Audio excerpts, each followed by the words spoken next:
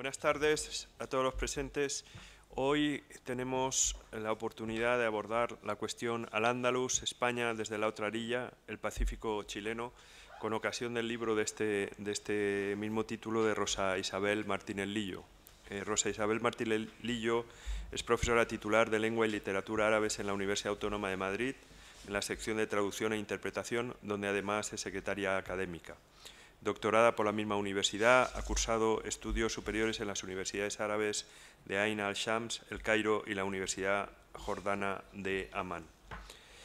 También ha sido docente junto a la Universidad Autónoma de Madrid en las universidades italianas de la Sapienza, Universidad de Florencia, Universidad de Lecce, Universidad de Salento, Instituto Universitario de Nápoles, y también ha desarrollado actividades docentes en Chile, en las universidades de Chile y la Universidad Adolfo Ibáñez. Como investigadora, su línea de investigación gira en torno a la lengua árabe, la literatura árabe contemporánea, la traducción literaria al Ándalus, el Magyar, literatura de la migración y la poesía mediterránea. También contamos esta noche entre nosotros con la presencia de los profesores Teodosio Fernández y Jorge Roberto Mijovilovich, que completarán precisamente la presentación del libro de la doctora Rosa Isabel Martínez Lillo. Yo quiero destacar que esta casa tiene una tradición muy potente de poner el foco sobre también las relaciones y las interconexiones que ha habido entre el mundo árabe y Iberoamérica y América Latina. Nosotros durante mucho tiempo hemos desarrollado, o se ha desarrollado aquí en esta casa, el programa Arabia Americana, que en este momento está de alguna manera latente, pero que tiene todo un patrimonio sobre el que estamos trabajando.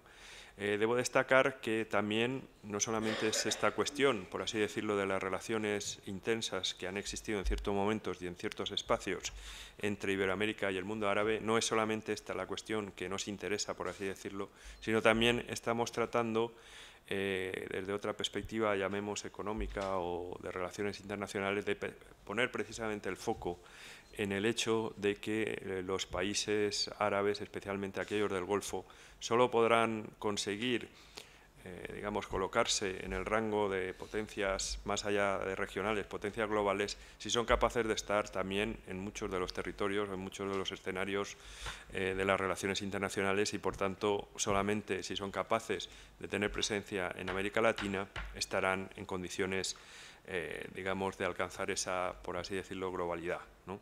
Por tanto, este es un tema que nos interesa mucho y nos interesa también desde otras perspectivas, dijéramos, más curiosas, en el sentido que en este momento en El Cairo se encuentra una delegación de la fundación, una fundación privada, Transición Española, que tiene momentáneamente su sede también en esta casa, y está desarrollando un programa en El Cairo relativo a la gobernanza y específicamente a cuestiones de transición, y este programa tendrá posteriormente una participación también o una presencia, por así decirlo, en Chile. Es decir, hay un triángulo ahí, en este caso un triángulo, yo diría, beneficioso, relativo a experiencias sobre transiciones, que hace que, a pesar de las dificultades por las que atraviesa Egipto, estemos pensando en Egipto, España y Chile como un triángulo donde destacar cuáles son las principales aportaciones históricas precisamente de la transición española, las lecciones aprendidas, por así decirlo.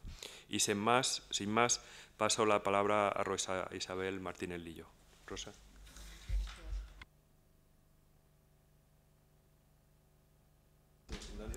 ¿Aquí? Ah, sí, ahora sí. Bueno, muchas gracias, señor director. Muchas gracias a todos ustedes por su presencia en esta tarde invernal en España, Al-Ándalus, veraniega en Chile. Muchas gracias a los profesores Mijovilovich y al profesor Teodosio Fernández por estar aquí hoy conmigo. La verdad es que, sí. Nos hemos equivocado. Sí, no me importa. Lo habíamos concebido de otra manera el acto. Pero bueno, entonces le paso la palabra al profesor Fernández, que era quien tenía que hablar en segundo lugar, sí. Y yo me reservo para el final. Teodosio Fernández, sí. Muchas gracias. Yo creo que es mejor así, esto no se dio. Así se resuelve, y además pues el acto irá ganando en densidad a medida que se vayan produciendo las intervenciones. Bueno, yo... es un honor para mí estar aquí, que a estas alturas de la vida una chica como Rosa se acuerde de mí, pues evidentemente no me ocurre todos los días. Y cuando me propuso que viniera a presentar el libro, pues acepté encantado. Naturalmente he leído el libro y ahora estoy más encantado aún, y la verdad estoy muy agradecido de la oportunidad que me ha dado de compartir una experiencia como la que el libro traduce, porque, en fin, podríamos discutir sobre el género al que pertenece el libro, no sé, tiene título, tiene bibliografía, podríamos considerar que se puede escribir al ámbito académico, pero yo creo que sobre todo el relato de una experiencia, ¿no? Una experiencia en la que creo que hay mucho de Rosa, y quiero decir que eso se ve pues en las impresiones que comparte con el lector, ¿no? Yo puedo saber dónde estuvo Rosa en el año tal, incluso que encontró a Sergio Macías, incluso qué impresión le produce determinado personaje con el que ha entrado en contacto, incluso su impresión. Esto es muy interesante para mí. ¿Por qué? Pues porque la experiencia de Rosa pues a veces tiene que ver con mi experiencia, ¿no? Yo, pues naturalmente, también fui alguna vez pues a América, bueno, fui muchas veces, pero la primera vez me sorprendió más que después, y a veces pues compartía con Rosa pues sus preguntas, ¿no? Pues anda, que los vascos se llaman vascos, o que los catalanes se llaman catalanes, en fin, cosas que evidentemente tienen que ver con que hay una cosa en el libro que es experiencia personal, encuentro con una realidad que resulta sumamente atractiva. Y el relato de esa experiencia, pues digamos que hace que el libro sea un libro vivo. Por supuesto, habla de literatura, y en ese aspecto también es extraordinariamente interesante. La verdad es que yo me dedico a la literatura hispanoamericana, y aquí hay autores que yo no he leído. Claro, ustedes se dirán, bueno, ¿y qué hace usted aquí a esa edad si no se los ha leído? Digo, bueno, es que no he terminado de leer la sección de raros de la Biblioteca Nacional. Entonces, bueno, pues el libro de Rosa me ha hecho recordar muchas cosas. Me ha sorprendido que hubiera tanto escritor de origen árabe escritores relevantes de origen árabe en la literatura chilena, ¿no? Porque, bueno, pues sí, uno trabaja con otros escritores de otros orígenes y a veces dice, hombre, ¿cuántos intelectuales italianos de origen italiano hay en Argentina? Messi, por ejemplo, ¿no? Entonces, pero la presencia árabe, aunque conocida, a mí me ha pasado en buena medida desapercibida, y algún colega como Naín Nómez le decía a Rosa que jamás supe que tuviese ascendencia árabe.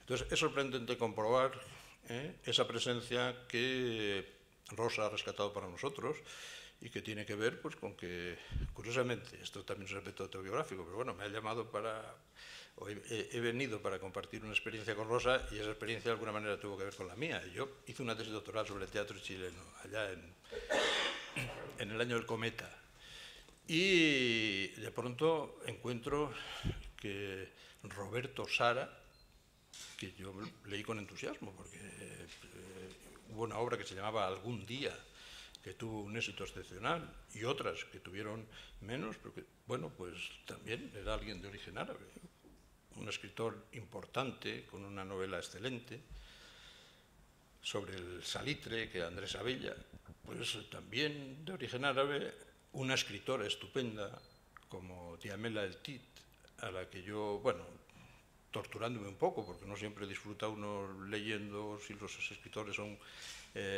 podríamos decir, experimentales, de algún modo, y Diamela El Tit lo es, pero sin duda una gran escritora, pues también es de origen árabe. Guillermo Atías, que yo cuando era joven, había un señor que los chilenos saben bien quién era, que se llamaba Pinochet, y yo tenía contacto con un dramaturgo chileno que vivía en España, que se llamaba Jorge Díaz, y entonces estuvimos ahí, bueno, pero bueno, yo compartía situaciones con él de gente que venía o que iba hacia Europa, y entre esa gente que fue a Francia estaba Guillermo Matías, si no recuerdo mal. Entonces, quiero decir que todas estas cosas yo las he recuperado con el libro de Rosa, que en ese aspecto es un libro, pues para mí, excepcionalmente interesante. Ella además ha tenido la consideración de ordenar una serie de cosas y de recordarme otra serie de... Bueno, en la vida académica solemos tener en cuenta. Por ejemplo, pues una manera de acercarse a los escritores chilenos, aunque sean de origen árabe, es ver las generaciones que se han sucedido. Bueno, pues lo ha tenido en cuenta y lo ha hecho. Ha abordado inicialmente un aspecto que me parece muy interesante, pero que yo voy a dejar para que se trate, por quien verdaderamente sabe tratarlo, lo que tiene que ver con la inmigración, con el fenómeno de la inmigración, con la llegada de escritores árabes he podido comprobar que son casi todos palestinos, o de origen palestino, lo cual introduce también un problema que nos lleva a otro, y Rosa también lo ha hecho, de plena actualidad, como la situación de los escritores palestinos, del pueblo palestino. Entonces, Rosa ha hecho un panorama excelente, para mí muy útil, porque además, bueno, alguien puede decir que esto es un estudio menos académico en el aspecto de que hay muchas citas, bueno, sí, pero el lector tiene una oportunidad de aprovechar grandes cosas en el libro Rosa. Para empezar, que puede seguir con poemas o con fragmentos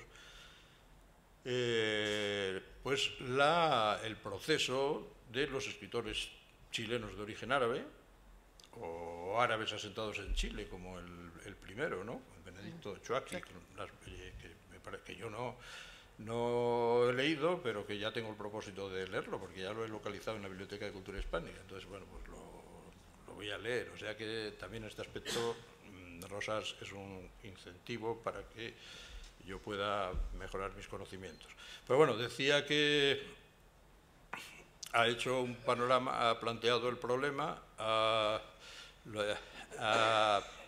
hecho la relación de los escritores que merecían tenerse en cuenta, después ha hecho una selección que nos permite seguir también el proceso, y lo que han producido, y además lo ha titulado muy adecuadamente, ¿no? Bueno, podemos decir de momento de Benedicto Choaqui, pero abriendo rutas, Matías Rafide, que es un crítico literario también interesante, el sueño, entre la realidad y el sueño, y bueno, los que nos dedicamos a la poesía a veces podemos seguir incluso el proceso de la poesía chilena, que es el proceso de la poesía hispánica, en función de la sucesión de inquietudes, de poéticas. O sea que lo que Rosa apunta, pues para el que no sabe nada sobre este mundo, pues tiene un gran interés. Para los que conocemos algo de este mundo, tiene un gran interés. ¿Por qué? Pues porque nos ayuda a reconocer, a completar, a reconocer. Y además, bueno, pues hay poetas que sí se conocen, como Mahmoud Masís, pero yo, por ejemplo, pues no tenía mayor información sobre Olga Lolas, y por los fragmentos que ha seleccionado, me parece, y poemas que ha seleccionado, me parece también de un interés extraordinario. Incluso Jessica Attal, que es una que menciona, una que debe ser más joven, ¿no? No sí, me he fijado, pero que es una escritora que me parece que por lo que he podido leer también tiene un extraordinario interés. Bueno, el libro entonces tiene eso y tiene más, naturalmente, hace esa selección, pero también tiene una idea conductora, que es la que está en el título. A veces se desvía, pero a mí no me importa, porque yo, con tal de que se aprenda a lo largo del camino, pues bienvenidas sean las digresiones. Pero la idea es esa, que tiene que ver con Al-Ándalus, ¿no? Yo creo que ella misma, pues esto es lo que hacemos normalmente en los proyectos de investigación, planteamos un tema y luego vamos a ver si resulta. Y a mí me hacía gracia cuando ella misma, en este relato de una experiencia, cuenta que se preguntaban qué era eso de Al-Ándalus o qué se entendía por eso de Al-Ándalus. Bueno, lo de Al-Ándalus yo creo que está muy claro en el título y está muy claro en la intervención de Jessica Attal al final. De manera que el texto, bueno, de alguna manera plantea y resume, ¿qué les voy a decir yo de eso? Eso que os lo cuente ella. Pero en todo caso me ha parecido que, bueno, que evidentemente la cultura chilena es la cultura chilena. Los árabes que emigran a Chile tienen su cultura de origen. Los que heredan a los que han emigrado tienen los recuerdos de sus familiares. Y en ese aspecto, pues, Al-Ándalus o Iberia o España, pues, tienen un significado muchas veces impreciso. Y es normal. De todas maneras, del libro sí podemos deducir algo que justifica el esfuerzo, la investigación y que da validez a los resultados, que es Al-Ándalus. Pues, para los que tienen conocimientos históricos, es una referencia de un pasado brillante por la cultura, por, bueno, quizá por aspectos que tendrían que ver con la convivencia. Al-Ándalus, lo andalusí, bueno, pues la Andalucía.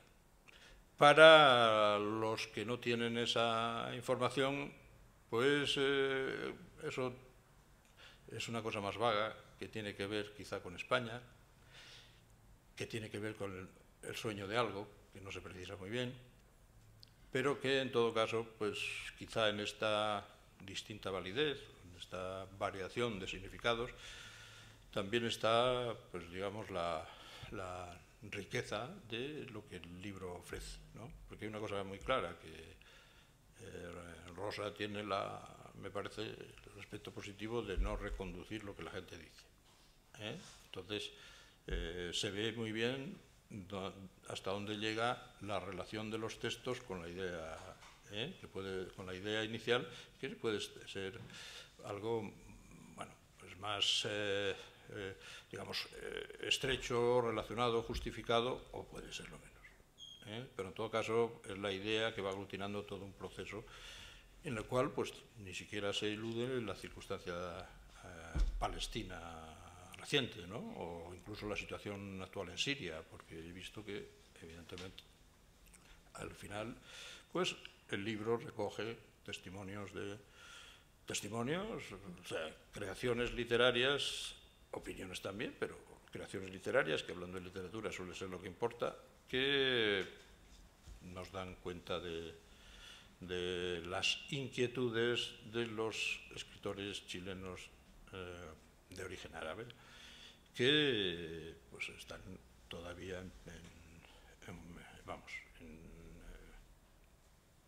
en actividad creativa. Y como no quiero ya, bueno, luego si hace falta comentamos alguna cosa más, pero con esto yo cierro mi intervención. Vuelvo a agradecer a Rosa esta oportunidad y agradezco a ustedes la atención que me han prestado. Y cedo la palabra. Gracias, Teodosio. Paso la palabra a Jorge. Buenas noches. Primero que nada, quiero agradecer la posibilidad de estar acá. Para nosotros, los chilenos, aquí hay por lo menos un compatriota, no sé si hay otro más. Este libro tiene, la verdad, un mérito que parte por algo que dijo el profesor Fernández. Es una experiencia. O sea, la profesora Martínez Lillo vivió, no solo escribió un libro, vivió la experiencia de crearlo. Conoció a las personas, a las que están vivas y a los descendientes, digamos, los familiares. Pero más importante que eso, y quizás eso explica por qué este libro también fue lanzado el 8 de noviembre en la Feria del Libro de Santiago, es un libro que para la sociedad chilena empieza a llenar un vacío que es, yo diría, histórico. La sociedad chilena es una sociedad mestiza, prácticamente como todas las sociedades latinoamericanas, pero nuestro mestizaje, probablemente cada latinoamericano va a poder decir lo mismo, es distinto. Y en gran parte nuestro mestizaje es reciente y está dado por llegada al país básicamente entre fines del siglo XIX y principios del XX, de algunos grupos, de algunas etnias europeas y del cercano Oriente, de las cuales los palestinos esencialmente son el grupo árabe mayoritario. En Chile hay, yo diría que probablemente un 85% de palestinos dentro de la comunidad que podría ser árabe, un porcentaje menor de sirios y un porcentaje menor de libaneses. Prácticamente de otros países, de otras culturas árabes no hay inmigrantes. La gran mayoría son palestinos, la gran mayoría además son palestinos cristianos. Son mayoritarios los católicos y hay un grupo menor de ortodoxos. Y la verdad que la sociedad chilena, con los árabes, con los inmigrantes árabes, al igual que con los inmigrantes alemanes que habían llegado a mediados del siglo XIX, al igual que con los inmigrantes en ese tiempo austrohúngaros, son básicamente yugoslavos, croatas, que llegaron también a Chile, de los cuales viene parte de mi familia, ¿cierto? La sociedad chilena tiene inicialmente un momento de desconocimiento esencial sobre estos pueblos, sobre estas personas. Primero porque tienen idiomas que no entienden.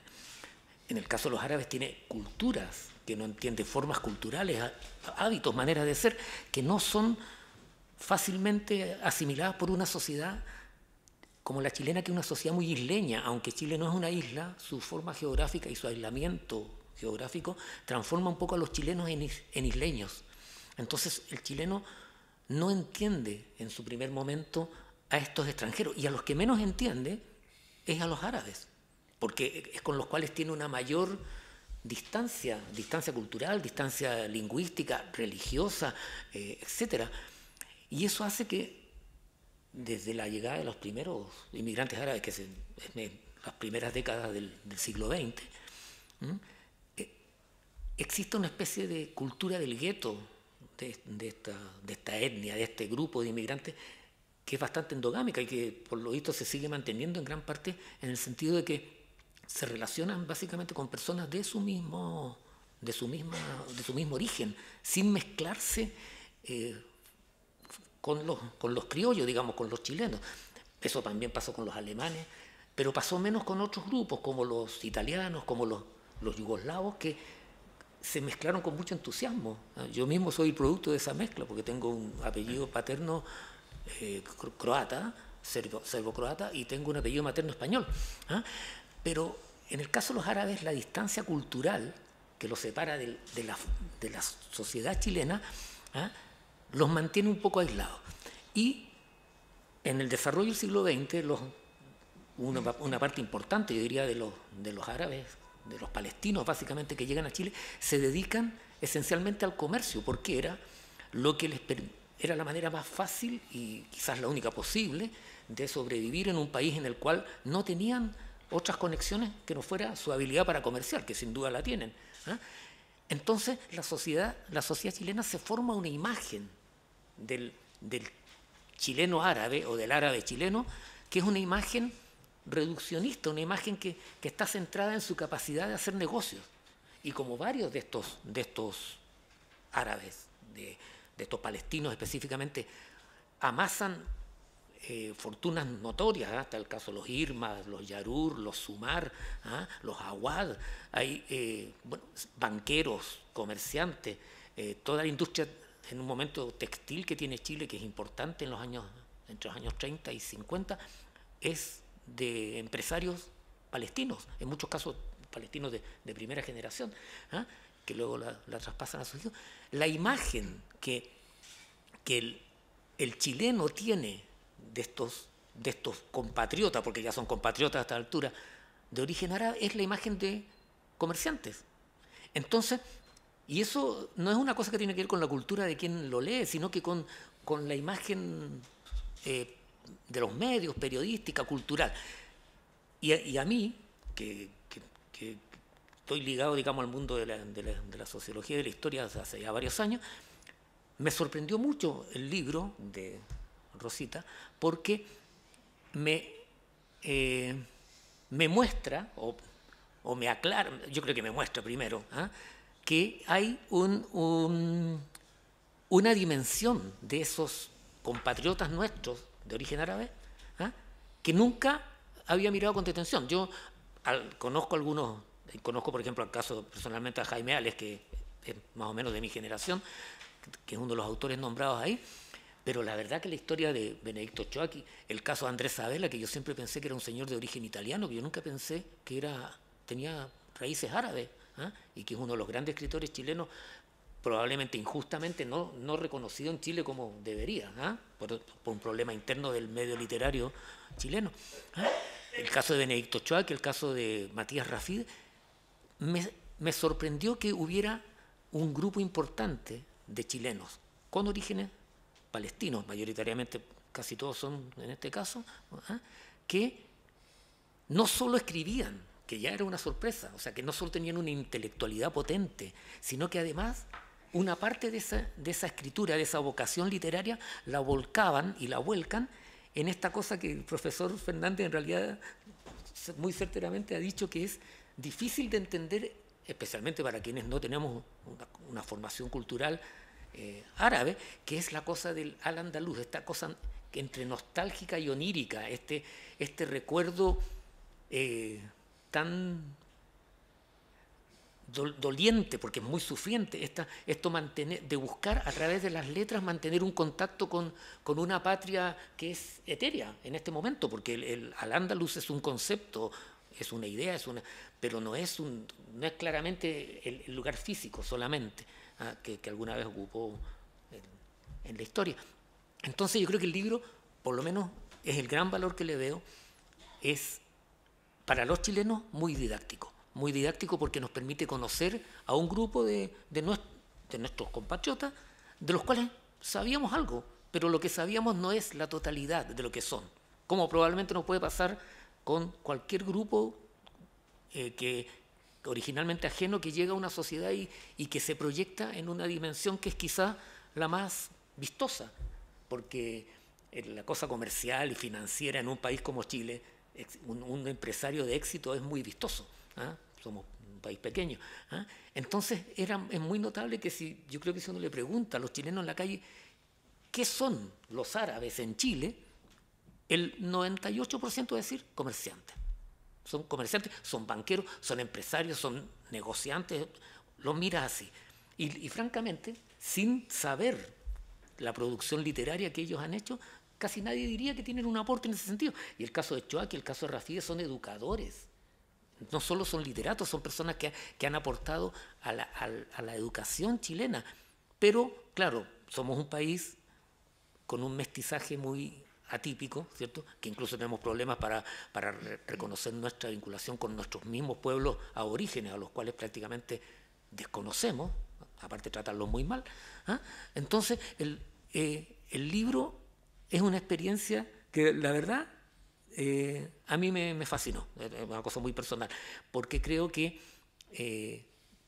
cambia la mirada, cambia el switch, cambia el enfoque sobre personas que han estado siempre al lado nuestro. Yo le comenté a Rosita que yo tenía en la adolescencia un compañero de origen libanés, de apellido Chadid, Eugenio Chadid, y él para nosotros era el turco Chadid, porque genéricamente para nosotros todos los árabes son turcos porque tuvieron la circunstancia histórica que llegaron con el pasaporte del Imperio Otomano, que era el que dominaba esa zona en esa época. Como mi abuelo era austriaco, pese a ser serbo-croata, porque esa zona estaba ocupada en esa época por el Imperio Austrohúngaro y por lo tanto el pasaporte de él era austrohúngaro. Entonces, y curiosamente nunca me interesé en conocer cómo era este amigo mío, cómo era, por qué su casa, por ejemplo, era verde. Siempre que parece ser yo le contaba a Rosita que en Chile nosotros asociamos el verde a un cierto gusto de las personas originarias por el color verde. Me acuerdo que tenía auto verde, todo era verde, los muebles eran verdes, los tapices eran verdes. Entonces yo decía, y yo pensaba que era, ingenuamente, porque su familia venía de una zona desértica donde no hay verde. Entonces yo decía, por oposición, ellos quieren estar rodeados de verde. Era un auto verde, un Mercedes-Benz verde, que la verdad que era una cosa muy especial. Y él me decía que todos sus familiares tenían casas verdes y todo verde. ¿Ah? Entonces, pero uno no los entiende. Y claro, no los entiende porque su experiencia de vida, su devenir a Chile es atípico. Para terminar, hace unos 5 años atrás se hizo una serie de televisión en Chile, no sé cómo le dicen, una novela, una teleserie, en la cual el eje central de esta teleserie era una familia de palestinos que eran comerciantes en el campo chileno, porque muchos de ellos llegaron con carretas, con carretones a vender ropa en el campo. ¿Ah? Y estoy hablando de 1920, 1930.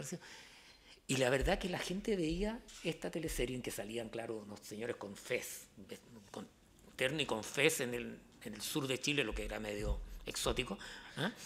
Pero los veía como que no era Chile, ¿ah? Porque nos cuesta entender eso, ¿ah?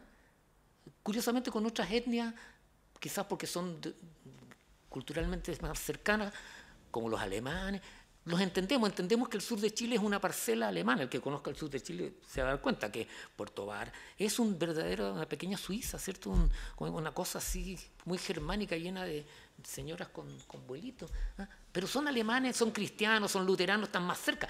Pero en el caso de los árabes, la cosa lingüística, cultural y religiosa los mantuvo como seres excepcionales, muy raros. Y los únicos que nosotros reconocemos como integrados son los que hicieron carrera, ya sea en la banca.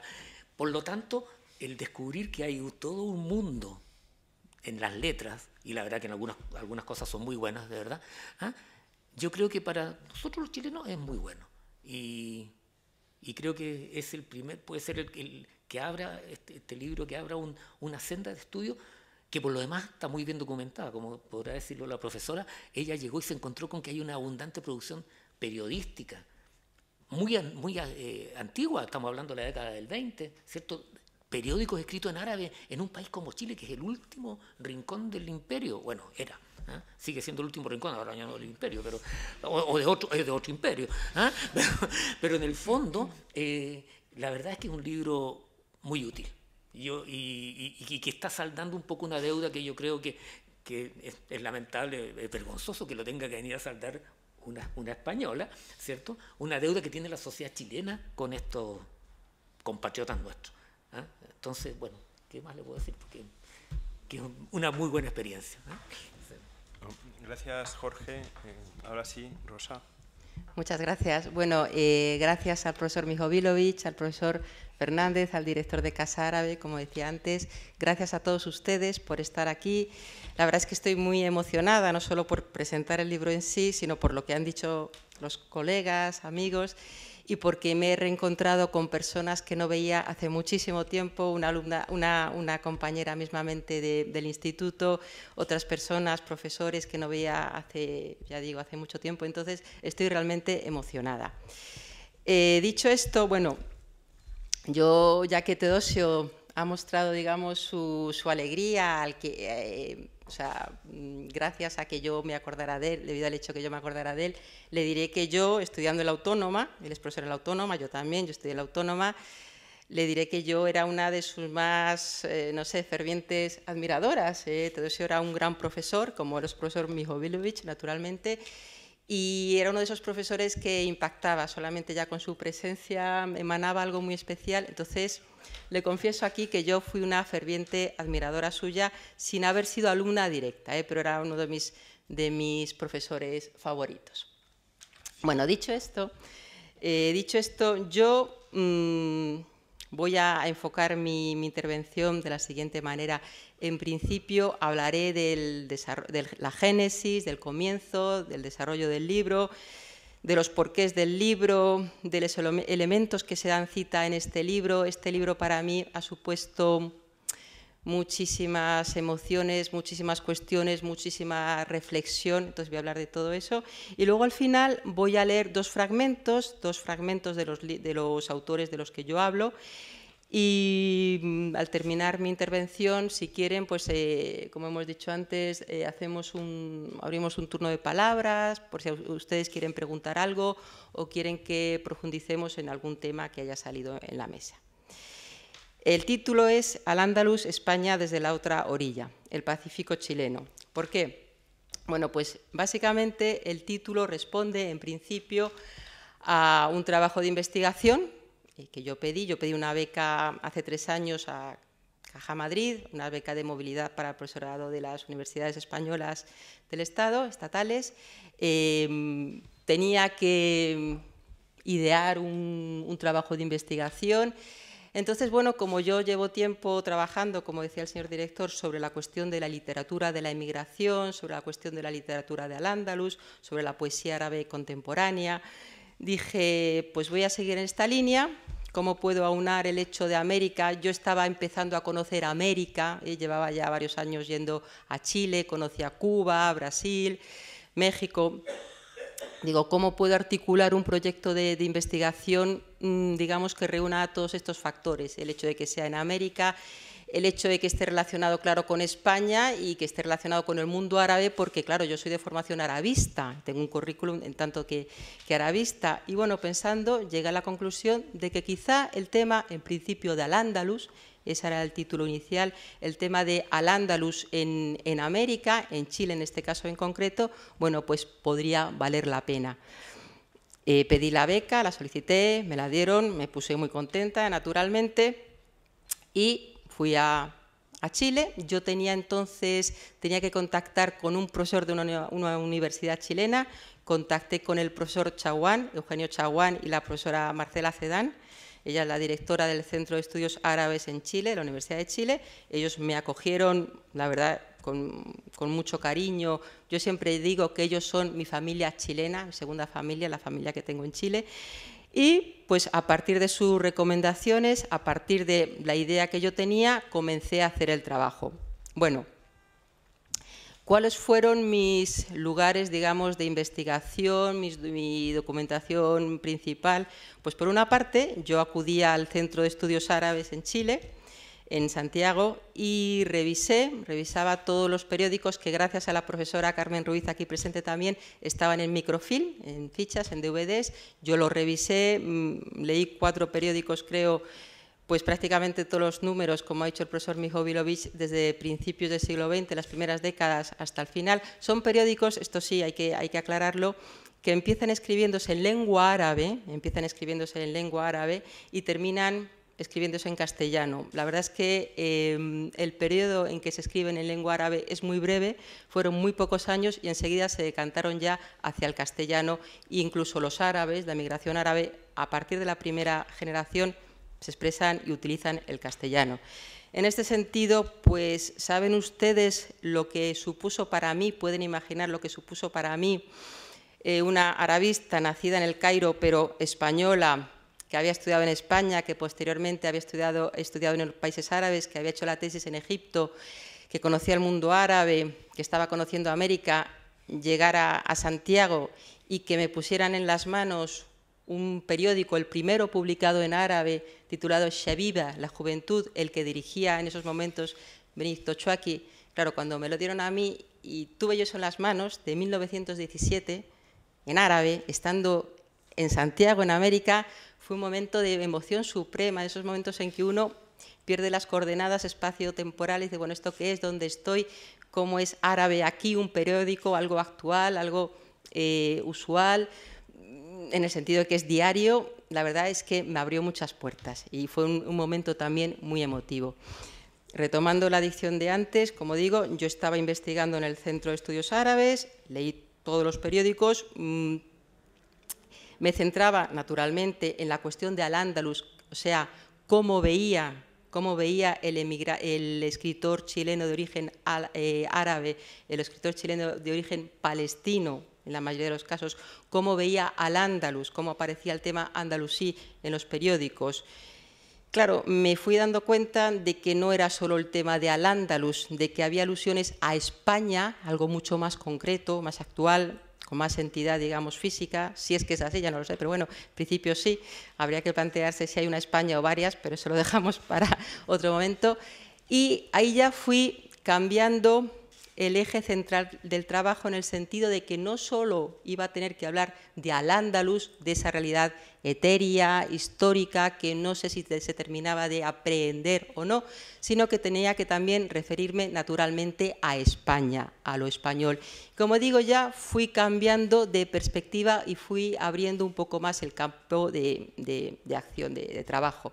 Bueno, eso por una parte. Por otra parte, claro, me dediqué a leer toda la literatura que encontré de estos autores chilenos de origen árabe, empezando con Benedicto Chuaqui, que fue el primero. Leí todas las obras literarias, sea poesía, sea prosa, sea ensayo, se me abrieron muchas puertas. ¿Qué pasó? Empecé a conocer a los autores, ya no solo se trataba de leer autores que habían fallecido, de leer unas obras de autores que ya no estaban, no, es que resulta que algunos autores todavía estaban vivos, claro, eran muy mayores. El más joven, que es Rafide, creo que tiene 85 años, fíjense ustedes, pero bueno, entonces dije, bueno, tengo que visitar a estos autores, tengo que hacerme con su testimonio vital, personal, y luego vamos a ver en qué va quedando todo esto. ¿Qué pasó? Pues naturalmente empecé a entrevistarme, entre comillas, con los autores. Empecé con Matías Rafide, que es un muy buen escritor, es un académico eminente, él es catedrático de estética, él es un gran pedagogo, como muchos otros de origen palestino también.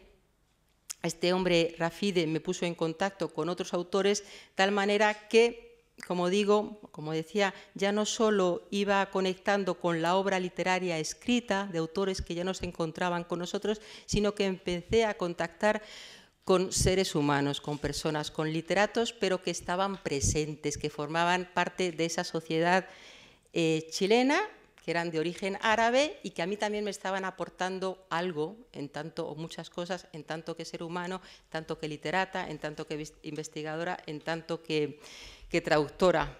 En ese sentido, pues conocí, por ejemplo, a la hija de Benedicto Chuaqui, a Belia. Ustedes pueden imaginar lo que supuso para mí también conocer a la hija, directamente, a la hija del pionero, del que abrió las puertas a todo esto, de un hombre que contribuyó muchísimo no solo a la sociedad de estos emigrantes en Chile, a la colonia árabe en Chile, sino al propio Estado chileno. Él fue bombero voluntario, fue un hombre que, ya digo, que ayudó muchísimo al país en sí, estaba fascinado con Chile, enamorado de Chile, se desvivió por ese país y, como digo, conocí toda su obra, toda su manera de ser, en tanto que hombre, que padre, a través de su propia hija Belia. Yo con Belia, pues, que fue la primera persona a la que vi, digamos, descendiente de estos autores, con ella empecé a pensar que tenía dos posibilidades a la hora de escribir el libro, de seguir con el libro, y a la hora de insertar el testimonio vivo de estas personas. Tenía dos posibilidades, o bien hacer entrevistas, una entrevista, digamos, hecha de antemano con unas preguntas y decirles, bueno, su padre cómo pensaba, su padre qué hacía, cómo veía la cuestión pues de la chilenidad, de la arabidad, etcétera, o no, simplemente dejarla a ella en este caso, que ella hablara, que ella me contara los recuerdos de su padre en tanto que padre, de su padre en tanto que pedagogo, de su padre en tanto que escritor, etcétera, que fluyera en ella sus recuerdos, salir a merendar, que me llevara cogida de la mano a las casas donde habitó Benedicto Chuaqui, casi todas, por cierto, por el centro, y me decanté, no sé si hice bien o no, pero me decanté por digamos, por esta segunda manera de abordarlo, de afrontarlo. Entonces ya, cuando iba a ver a un escritor, de los que yo hablo aquí, a un descendiente, a un hijo, a un nieto, a un sobrino, ya no iban tanto que investigadora con una entrevista premeditada, preparada, no. Solía preguntar, bueno, ¿cómo aprende usted Al-Ándalus? ¿Qué es para usted Al-Ándalus? Y como digo en el libro, como ha dicho también el profesor Mijovilovich, mi pregunta carecía de respuesta y se tornaba en otra pregunta. ¿Pero qué es Al-Ándalus? Entonces, bueno, yo decía, bueno, es esta realidad histórica, es lo que podemos llamar también España musulmana.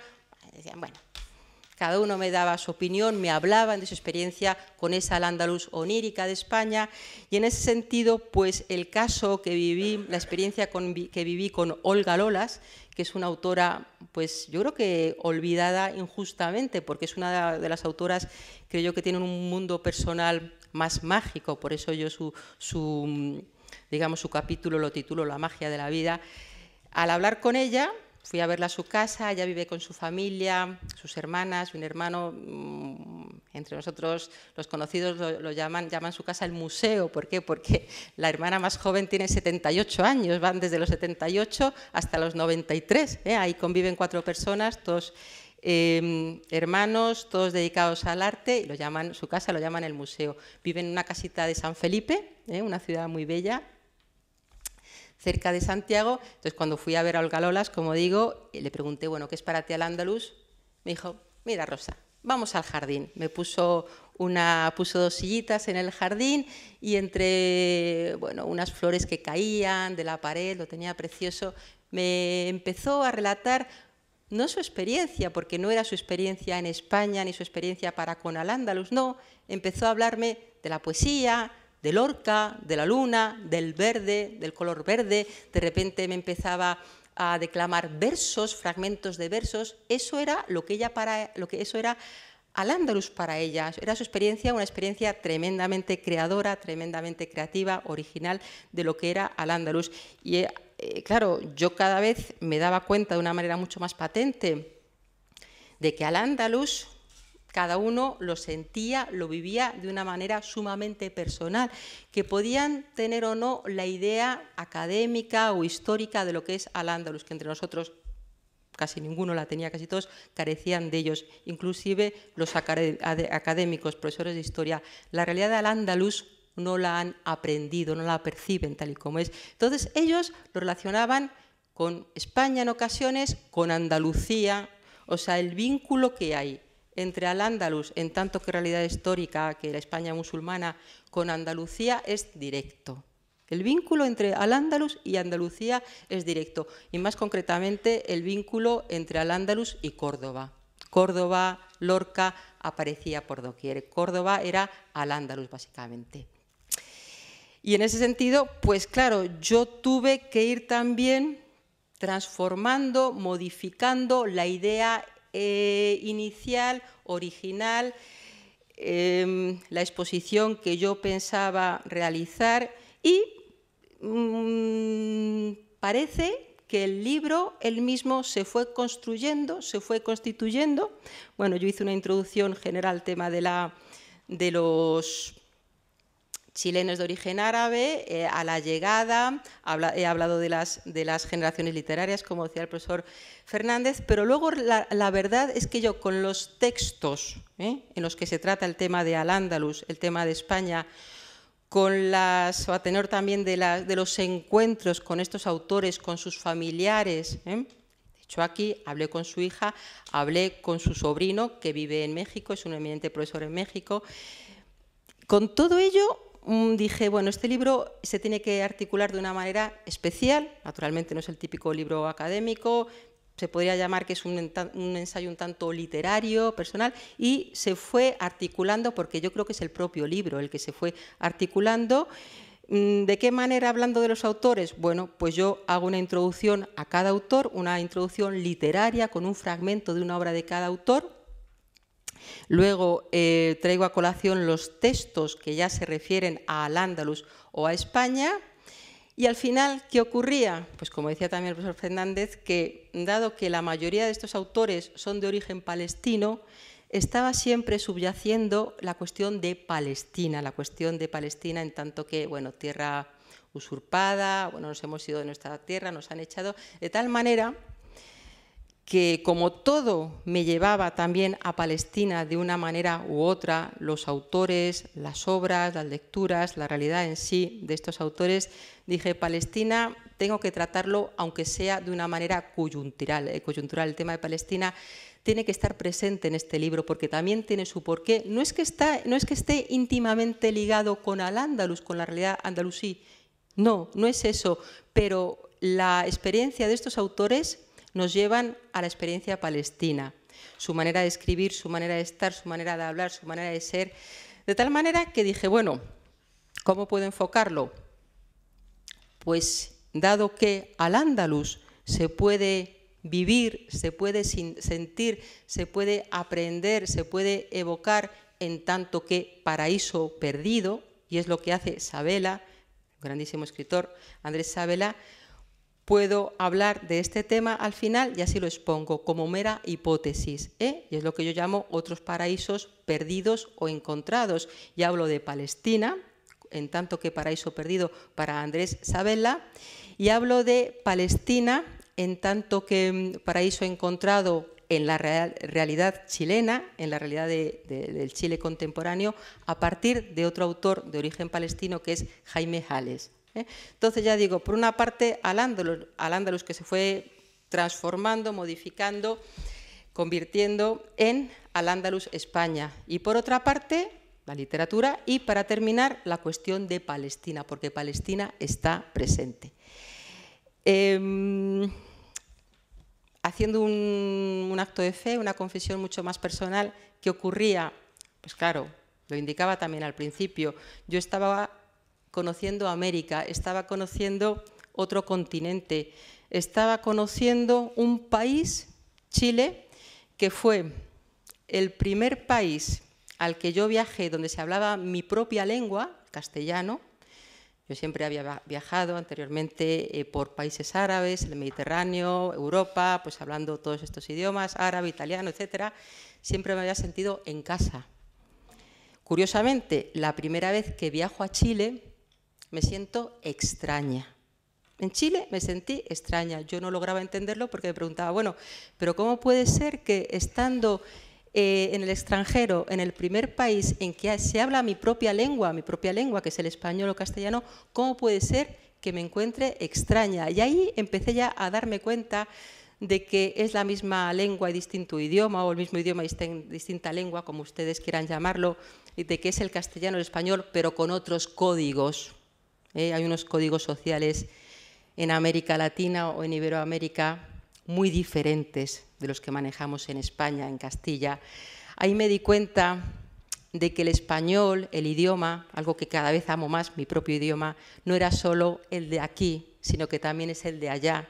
Y es algo que tenemos que aprender los españoles, a respetar también el idioma de allá, la manera de hablar de los chilenos, la manera de hablar de los peruanos, de los cubanos, de los mexicanos. Eso, lo queramos o no, nos guste o no, también es el español. Yo creo que nos enriquece, yo lo veo como algo tremendamente positivo, pero es una experiencia que tenemos que vivir y les aseguro, en mi caso está siendo una experiencia apasionante.